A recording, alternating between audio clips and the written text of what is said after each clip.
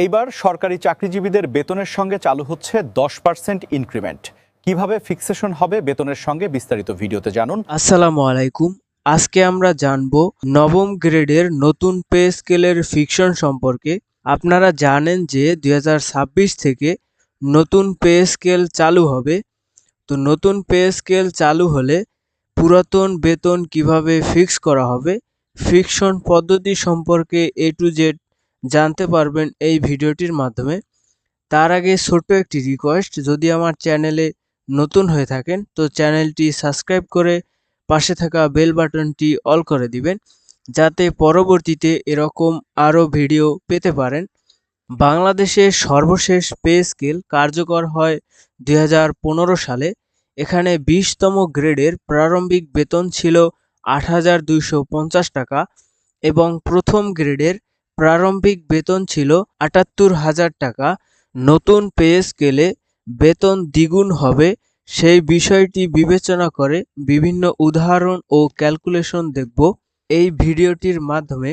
বেতন ফিক্স করার জন্য প্রচলিত দুইটি পদ্ধতি রয়েছে, একটি হচ্ছে পার্থক্যযোগ্য পদ্ধতি, আরেকটি হচ্ছে ইনক্রিমেন্ট। এখন আমরা দেখব পার্থক্যযোগ পদ্ধতির বিস্তারিত। তো আমরা ধরি যে আমরা 20তম গ্রেডের একজন কর্মচারী। তো আমাদের 2015 এর পে স্কেল অনুযায়ী পুরাতন প্রারম্ভিক বেসিক বেতন ছিল 8,250 টাকা, যেটি বর্তমানে 2015 এর বেতন স্কেল অনুযায়ী ইনক্রিমেন্ট হয়ে বর্তমানের বেসিক হয়েছে 20,000 টাকা। তো এখানে বেতনের পার্থক্য রয়েছে, 20,000 থেকে 8,250 টাকা মাইনাস করলে দেখা যাচ্ছে যে 11,750 টাকা পার্থক্য রয়েছে। তো নতুন স্কেলে 20তম গ্রেডের প্রারম্ভিক বেসিক যদি 16,500 টাকা হয়, তো এখানে নতুন স্কেলে বেসিক হবে 16,500 যোগ 11,750, যেটি আগের বেতনের পার্থক্য ছিল। তো এখানে আমাদের বেতন দাঁড়ায় 28,250 টাকা। এখানে আরেকটি বিষয় রয়েছে, যদি 20তম গ্রেডের নতুন বেসিক বেতন শুরু হয় 16,500 টাকা থেকে এবং প্রতি ধাপে 500 করে বাড়লে 16,500, 17,000, 28,000, 28,500 এভাবে বাড়তে থাকে, তাহলে দেখা যাচ্ছে যে 28,250-এর কোনো ধাপ নেই, যার ফলে নিকটতম উচ্চতর ধাপ হলো 28,500 টাকা। এখানে একটু ভুল হয়েছে, তো নিকটতম উচ্চতর ধাপ হবে 28,500 টাকা।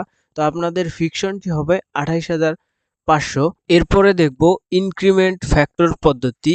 এখানে একটু বিস্তারিত বলি। ইনক্রিমেন্টর ফ্যাক্টর পদ্ধতিটি হবে পুরাতন বেসিক ভাগ পুরাতন প্রারম্ভিক। এখানে পুরাতন বেসিক বলতে 2015 এর বেতন স্কেল অনুযায়ী আপনি এখন যে বেতনটি পাচ্ছেন সেটি ভাগ দিবেন পুরাতন প্রারম্ভিক। আপনার শুরুর বেতন 2015 অনুযায়ী 20তম গ্রেডের 20,000 টাকা ধরেই বেতন পাচ্ছে এবং পুরাতন ছিল 8,250 টাকা।